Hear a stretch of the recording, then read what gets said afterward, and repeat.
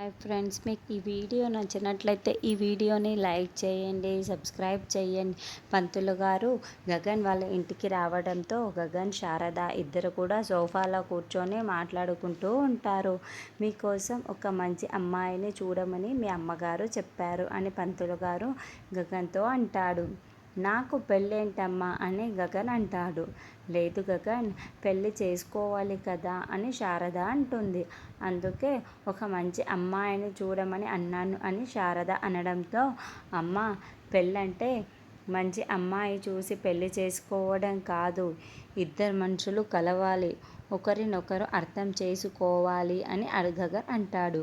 నువ్వు ఎవరిని చెప్తే వాళ్ళని నేను పెళ్లి చేసుకుంటానమ్మా. నీ ఇష్టమే నా ఇష్టమమ్మా. నువ్వు ఈ అమ్మాయి మెడలో తాళి కట్టమని చెప్పు, నేను కట్టేస్తానమ్మా. నేను నీ మాటే వింటానమ్మా అని. నాకు ఏ అభిరుచులు అవసరం లేదమ్మా. నువ్వు చెప్పిన అమ్మాయినే నేను పెళ్లి చేసుకుంటానమ్మా అని. అప్పుడు పంతులు అమ్మాయి గారు అని అంటాడు. మీకు అమ్మాయి ఎటువంటి అమ్మాయి కావాలి అని పంతులు గారు శారదని ప్రశ్నిస్తూ ఉంటాడు. అప్పుడు శారద భూమిని తలుచుకుంటూ గుణగణాలు చెప్తూ ఉంటుంది. తన స్వార్థం చూసుకోకుండా ఎదుటి వారి కోసం, ఎదుటి వాళ్ళ బాగోగులు పట్టించుకునే లాంటి అమ్మాయి కావాలి. మంచితనం ఉండాలి. ఎదుటి వాళ్ళకి కష్టం వస్తే ఆ కష్టం తన కష్టంగా భావించే మంచి గుణం ఉండాలి.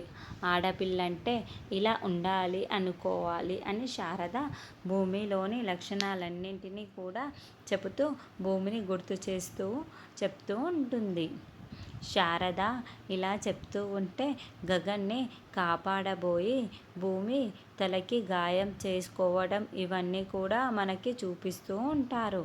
టోటల్గా శారద భూమి లాంటి అమ్మాయి కావాలి అన్నది భూమి లాంటి అమ్మాయి పేరు చెప్తుందా అన్నది మనం నెక్స్ట్ ఎపిసోడ్లో చూద్దాము.